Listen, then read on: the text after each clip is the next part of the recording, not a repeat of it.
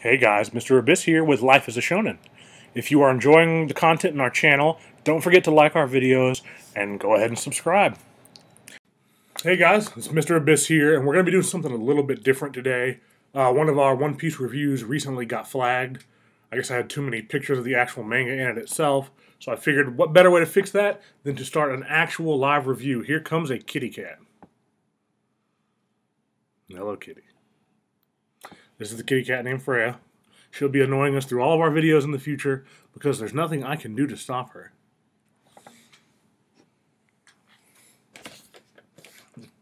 Like I was saying, we're going to be doing a review that's way more live reaction. Last time I would do more of a synopsis, read through it, slowly give you what's going on in the chapter, which I guess was too much for them to enjoy. So, let's get this chapter started. Let's go into full screen mode because I don't like to not be able to see anything. Okay, so we start the chapter off this week with the opening cover chapter featuring, what was his name? The little tiny guy. Don't remember his name. Seems they're getting on their ship now. They're about to go set sail. Dressrosa had made them a ship out of thankfulness of them helping them. So I guess that's good. Don't really care. Let's get into the chapter. Oh yeah, the chapter is titled The 34th Charlotte Daughter, Flambe. It looks like we open up the chapter out where we last time, where Luffy got hit by Katakuri's really strong thrust attack. Luffy's not looking too good. He's clutching his wound. But Katakuri is wondering what happened. Because as we remember last time, there was kind of some discrepancy. Was it a sight into the future? Something was making it seem a little odd. Everyone's laughing at Luffy right now. Flambe, all the other fodder people that are in there. Luffy's struggling pretty mightily. Katakuri comments to him that he was allowing his foot to slip from the floor, which I guess Luffy was trying to dodge him by slipping down. Katakuri saw it, gives him a heavy kick. It's going just about as good as it was going for Luffy at the very beginning of the fight. I don't know what he's going to do to be able to pull out a win, per se, but we'll see. Yeah, Flambe just cackling her ass off in the background, talking more about her brother. The truth is back then. You're an understanding bright one, aren't you? It's very weird. She's having a flashback to her with Katakuri.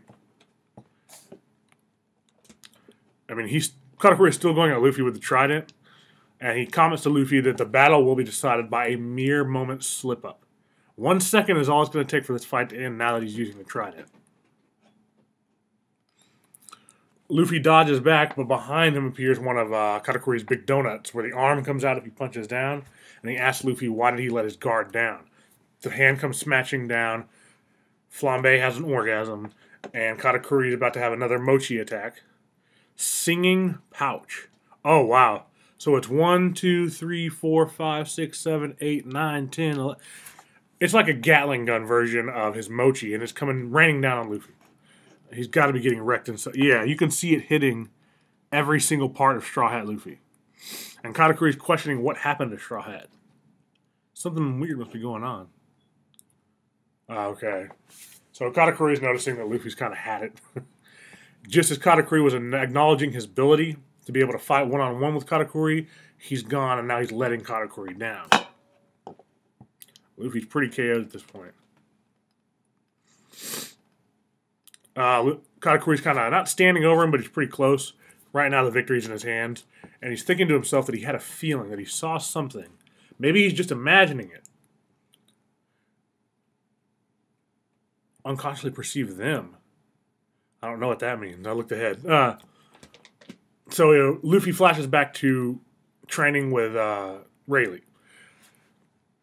Rayleigh's saying to him that maybe he's imagining things. But he noticed that he's able to unconsciously perceive them. We don't know what them is right now. Oh, okay. So it's those imaginations which will lead to observation. Okay. Luffy stands. So after that short flashback where Rayleigh's referencing whatever those are, we flash back. Luffy is standing up once again. Apparently he's doing something really weird with his legs. Because Flambe comments that he stood up again, and what's he doing with those legs of his? So now she's entering the fight to help Katakuri out.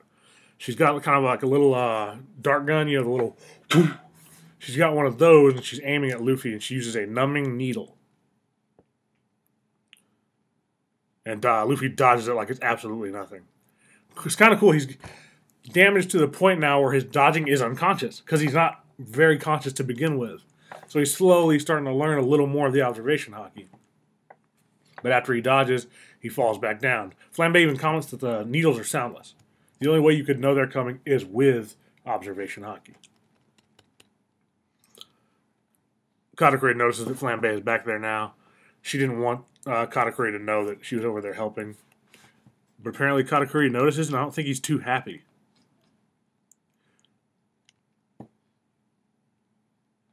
Flambe thinks he's going to thank her. She's got to get mentally ready for it. Lord Dogtooth is coming this way. So, as Katakuri's walking over, he says, I see. So that was you, Flambe. With those soundless blow dots of hers, she prevented him from being able to move his legs. Oh, that's what happened earlier. So what Katakuri was noticing going on with Luffy was one of the darts had hit his legs. So his feet are numb right now. And he's just screwed. I don't think that's going to... Ah, so Katakuri's pissed off. In the middle of this tense battle, his fighting spirit snapped for a second. He knew something was strange, and he took advantage of what he assumed was a mistake to stab his stomach and deal him a fatal blow. But by finding out that it was Flambe that had helped him, he does not consider this a good win. Katakuri was having fun. I'm sure someone of his level doesn't often get to face an opponent that pushes him to get better or, takes him to the edge, blah, blah, blah. So he's none too pleased with Flambe. Luffy is getting up again. The fodder comment to Flambe, what are you doing, kitty? The fodder comment to Flambe that Luffy's getting up again, and she just starts cracking up like what an idiot he is. And she's waiting for Katakuri to come over and give her praise and tell her that she's the most understanding and cute of all the sisters, and that she knew this is what Katakuri wanted. But Katakuri's glare on his face looks about as menacing as I've ever seen it in this whole thing. She's flying toward Katakuri screaming, brother! And Katakuri asks her, what the hell is so funny? Oh, wow! Katakuri just stabbed himself. See, I told y'all. Katakuri just stabbed himself in the stomach. So, Katakuri's an honorable man. If he's kind of like Ichigo, reminds me of. If he gave that damage to Luffy under the pretenses that it was someone else helping, he's going to level the ground again. So he gives himself the exact same trident blow and the exact same spot. People will probably call it a little bit of an ass pull, but it's a fight between men. I love it. Katakuri is awesome. He's spitting up blood. He turns to Flambe and says, in a fight between men, I don't need your cheap backup. And you see Katakuri's crazy face come out again. And this is the first time people are seeing his face. Normally they just see him with his little scarf on. And they're running away calling Katakuri a monster. And he turns to them and says, if you want to laugh at that fool, then laugh at me too. I like Katakuri, man. He seemed to be the only person with honor in this entire pirate crew. And the people are screaming at him, wondering if his face is a curse. I mean, people from the Charlotte family crew are pieces of shit. Oh, they think Katakuri's lame now. So you've got everyone in their crew calling Katakuri lame and disgusting and nasty. They don't even think he's Dogtooth. She's making fun of and spitting on Katakuri. Katakuri's having a flashback now. It's little Katakuri playing as a child. The kids were calling him a gulper eel, and that he's so strong and nasty and they need to get away from him. So Katakuri is used to this. This is what his childhood was. But he transcended that by being so strong. So he turns his back, keeps walking on. Flambe won't stop, though. She's asking, what are you doing? That monster's going to get away. We need to kill him. We need to take pictures and show everyone that nasty face. I'll send it to everyone in the Flan Club. The Flan Club. Everyone on Tot Island, and I'll send it across the whole country. How dare you get your blood on a nasty popular star like me? Perfect older brother? Come on. You're a nasty, ugly man. And I'm ashamed to be your sister. Flambe is an asshole, dude. I hate her. So Katakuri is standing before Luffy again. Now the field's pretty even. They're both pretty messed up. Luffy a little more so than Katakuri, but Katakuri stands in front of him and says, "My bad. I didn't notice her needle. I'm an idiot too. There's no such thing as fighting fair in a pirate's fight. My fault for not being able to dodge it." So they're both trying to be, the respectable ones. And you get a panel where it's Katakuri's face on the right side, all damaged up, without his scarf on, and Luffy with this huge bump over his eye. And they're both enjoying the battle, which is really cool. I didn't see, because the only other time I saw Katakuri this excited was when he was eating the donuts by himself in that room, just having an orgasmic moment, a foodgasm, I guess you'd call it. They both comment the peanut gallery is getting pretty annoying, aren't they? They can't stand the heat. It's too much for them. Oh, wow.